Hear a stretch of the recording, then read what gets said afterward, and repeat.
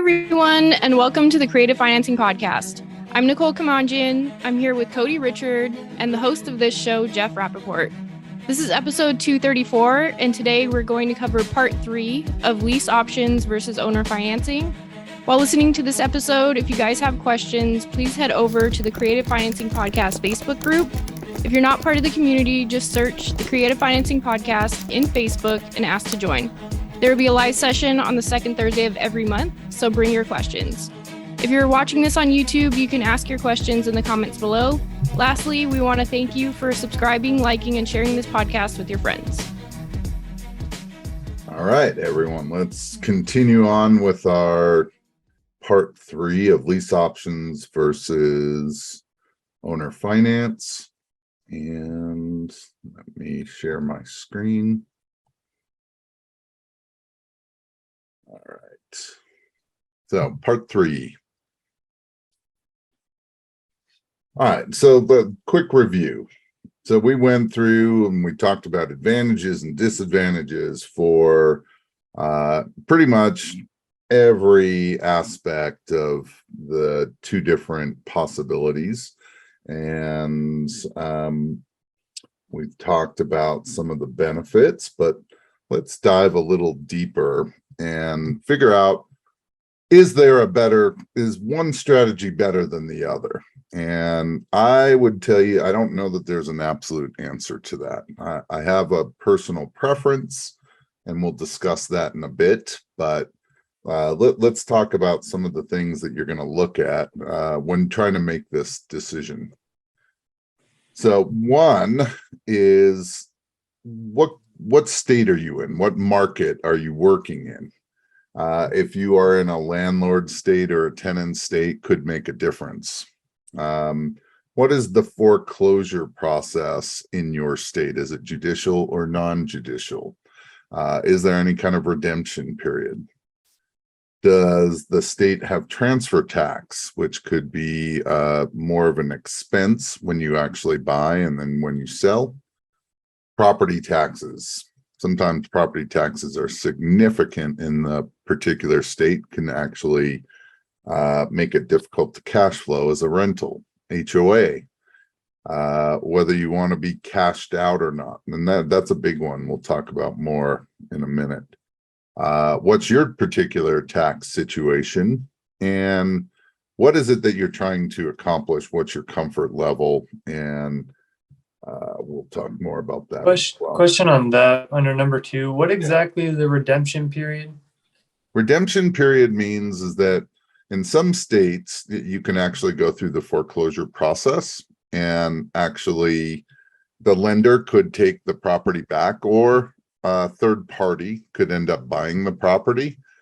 But in some states, the previous owner, the one who has been foreclosed on, is given more time to come back and still redeem their property. So it could be 6 months to a year where that person still has the right to come back and take that property back. So it can really throw some curveballs into, like, if your goal was to rehab the property and sell it, yeah, you don't want to do that in a redemption state. That could become an issue. Yeah, that's crazy. All right, so let's talk about some of these a little more in detail. So if you live in a tenant state, the laws protect the tenant. And I'm not saying that you shouldn't do rentals in these states, but it's harder. It will be harder to evict if they stop paying, and more of the laws are geared toward the tenants rather than the landlord. And in some cases, depending on the market, an eviction can take as long as an actual foreclosure. So you want to understand what the rules are in whatever the market is that you're working in. Know the foreclosure process in your market. We're in Utah, and it is a minimum of 4-month process from the time that a notice of default comes out to the actual time that someone can foreclose and take the property to the courthouse steps. Doing an eviction here is more like a 30-40 day total time frame process. Non-judicial foreclosures, where there's no, you're not in front of a judge, is typically quicker and you can get the property back. Judicial could take a little bit longer. And then just like we talked about, Cody, redemption periods can add that time frame on and make things a little more tricky if you're dealing in that kind of market. Transfer tax. So what transfer tax is it's a fee that at closing is a percentage of the purchase price. So if you were buying on owner finance, there's going to be a transfer tax. And then if you then turn around and resell, there's going to be transfer tax again. That doesn't mean that you will be paying it twice. It doesn't even mean that you'll be paying it once, but you've got to take that into account. And it's funny, I am dealing with a property that we're buying, well, we're not actually buying, we're wholesaling in Tennessee, and they do have a hefty transfer tax. And this is not a cheap property. It's, $7 million plus. And in this particular state, in every state I've ever dealt with, the seller is typically responsible for the transfer tax. That's what's customary. In Tennessee, it is the buyer is customary to deal with the transfer tax. Actually, it is the buyer that handles almost all the costs of closing costs, which was an absolute shocker to me.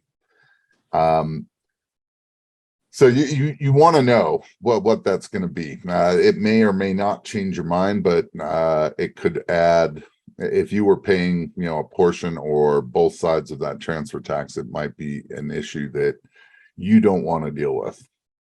And I imagine all this stuff can just be found on Google, right? For your local Yeah, state. you probably could, or it could be making a phone call to, a local title company or a realtor in a lot of cases. But yes, a lot of it can be found online. Okay. High property taxes. So there will be states, I live in a state where property taxes are pretty low. Nicole, you're in Florida, property taxes are higher. We're doing work in Texas, property taxes are significantly higher. So taxes can be not necessarily a bad thing, because rents tend to be higher where property taxes are higher. But at the same time, those taxes can really kind of create some havoc with cash flow. So we want to know what kind of tax rate we're going to be dealing with. And there are some states where upon the sale, the property gets retaxed based on that sale. So I remember dealing with a lead in California where the property taxes were like $6,500. But if we paid anywhere near what they were asking, they would jump up to about $50,000. Big difference, wow. Right? So you got to know how property taxes are going to work. Yeah, I thought 6,000 was high. I couldn't imagine. Right. 50,000 is, and this was, if I remember right, it was like a 10-unit apartment, and they were trying to sell for 4 million or 4.2, something like that. And it only brought in like $20,000. And so if your taxes are 4,000+ right there, that is going to be very difficult to cash flow. Yeah, no kidding. So more considerations. Okay. So if you're dealing with an HOA, HOAs may not even allow rentals, or they may allow only a certain percentage of rentals within their subdivision or their particular, if it's a condo or whatever their area. And some may be grandfathered in, some may not. So you have rules that you've got to deal with. And Cody, I know that you remember we dealt with a lead in Florida, had an HOA, and the HOA didn't even allow me to go on title unless I was going to live in the property. And then they made an exception based on that they wanted this property kind of fixed up. But so if you're dealing with HOAs, you better know what the rules are, because they may not even allow a rental. And that would or also know how to incentivize them like that. Like if it is a rundown property, I'm sure it's in their best interest to have it fixed up, and everyone in the neighborhood they would weren't appreciate. they thought it was an eyesore. They didn't like it. And so but we had to jump through some hoops to make it work. And I did not check into this until I had to. And you don't want that surprise, because not all of them will be open to working with you. Another one would be is like if you were dealing with a mobile home park in a mobile home in a mobile home park, that parks have different rules. They may not allow rentals.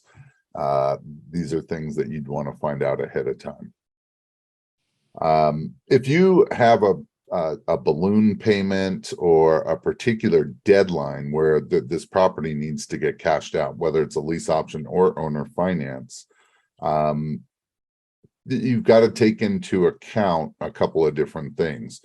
On owner financing, it's going to be a refinance. That's typically much easier than doing a total purchase.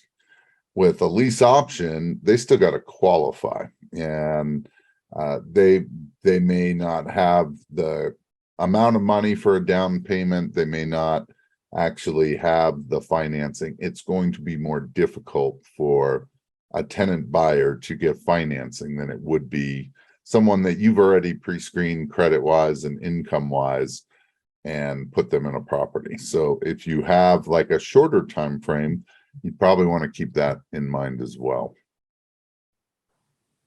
And then what's your personal situation in terms of income? Because if you do it as a lease option, you'll maintain some tax benefits. You'll get some depreciation that might help your particular financial situation for that particular year or for the next few years. Your comfort level, which to me usually is two things. One is, how much money do you get from this person, whether it's owner finance or lease option? And what the second one would be that what are the chances that this person is going to be able to get, cash this out at some point in the future? And that's something that you'll have to make a decision on based on pulling their credit and looking at their income and verifying employment and those kinds of things. But me personally, and you can go and you can actually approach this in a number of different ways, right? So yes, lease option is I'm renting it. So do I have that much risk? No, not really. It's, just like any other tenant, except that this tenant's going to be responsible for maintenance and repairs, which is much nicer for me. And certainly we hope that they've put up more option deposit than a normal security deposit. Then we could move up a step into owner finance, and we could do like contract for deed or a land contract where they're not on title, which is kind of like the middle ground. And then the third one would be is, hey, we're actually putting them on title, and that would be, the best for them, maybe not the best for us as a seller. Does that make sense? Yeah, no, it's definitely helpful to have that clarification. All right. So, so which one wins out? And I've done them both, and I've had success with both of them. But I personally like owner finance better than lease options, and I'll tell you a couple reasons why. Owner finance creates true passive income, and a lease option can look like that, but it's much easier for a tenant buyer to walk away than an actual owner, and you will see that. Owner people that you make owners tend to have more of a commitment toward the property.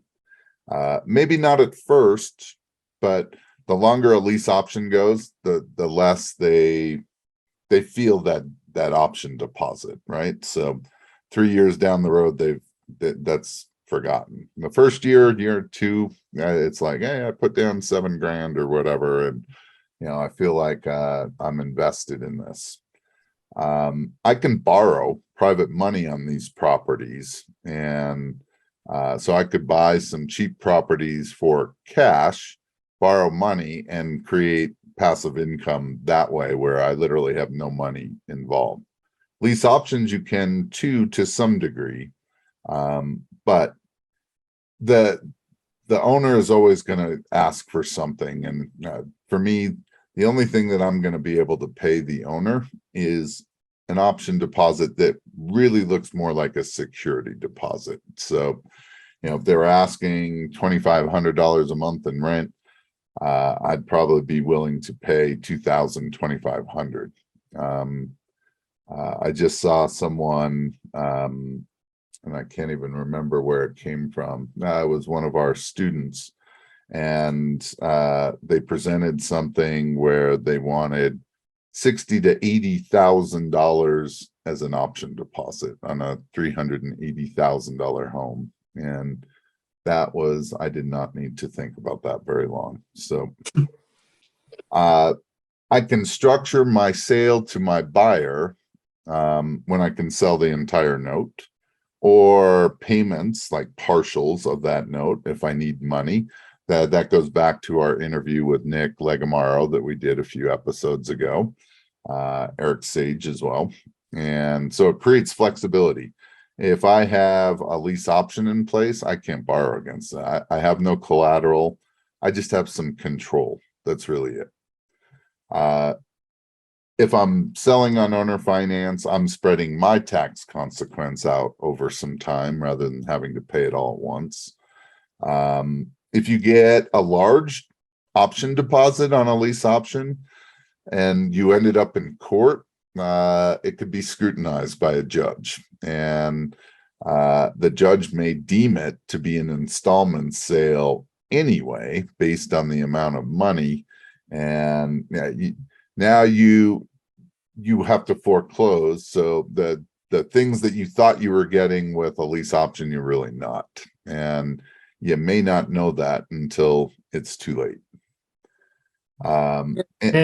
It feels like this wins on both the seller side and the buyer side, from my perspective as well. You mean as far as going owner finance over a lease option? Versus lease option, yeah. Yeah, then there's certainly reasons why you'd want to sell on a lease option, and I'll give you a couple after we wrap this last one up. But you probably have more of a reason to end up in court over the battle of a lease option than you would with owner finance. Owner finance, if done correctly, is pretty cut and dry, and it's either going to be a forfeiture, depending on land contract or contract for deed, or it's going to be a foreclosure. And there's not a whole lot more. There's not a lot of gray area. With lease option, if the buyer brings in their option agreement, that's going to muddy the water right there.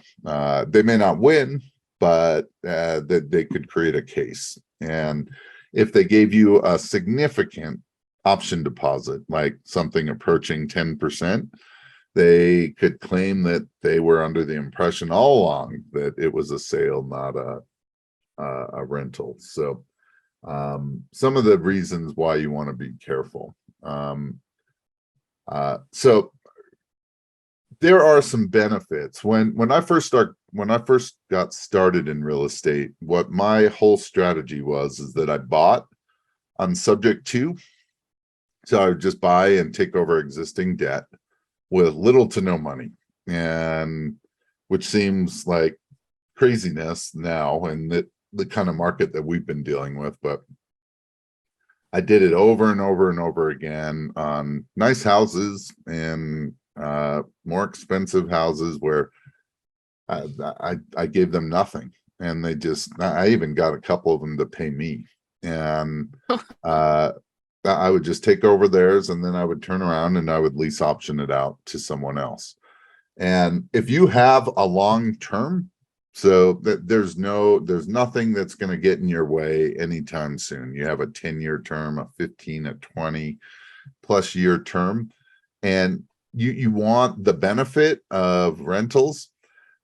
You got to know this, that when I was doing lease options, I figured that the percentage that actually would buy which I mean would follow through with the sale, was probably about 25%.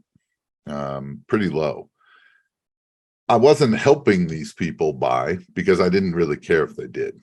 And I mean, I had people in properties for 10 plus years when they had a 3-year lease option. And I probably should have raised all the rents, and but now if they wanted to buy, we'd have to renegotiate the price.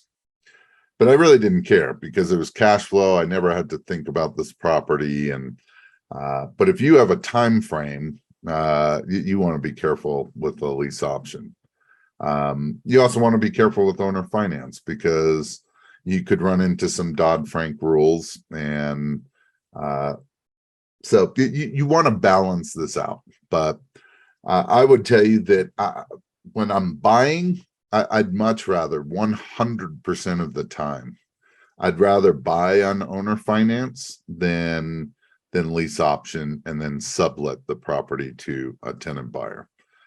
The subletting, basically lease optioning from the owner, gives me some control, but I can only do one thing, which is rent to someone else, right?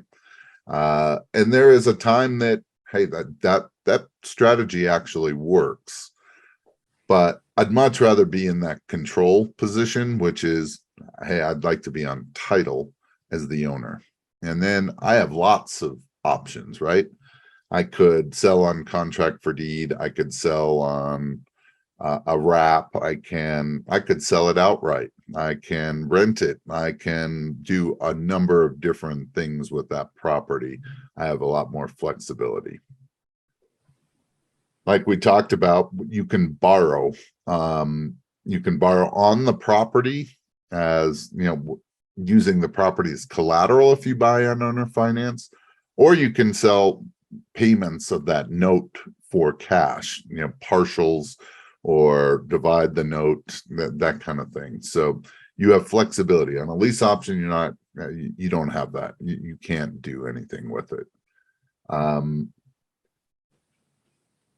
We just talked about that third one, and you're going to have a hard time if, let's say, the owner wanted a $5,000 option deposit from you, which would be probably higher than most cases that I'd want to pay.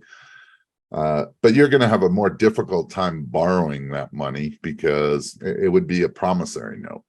It's not going to be able to be attached to anything. So again, no collateral.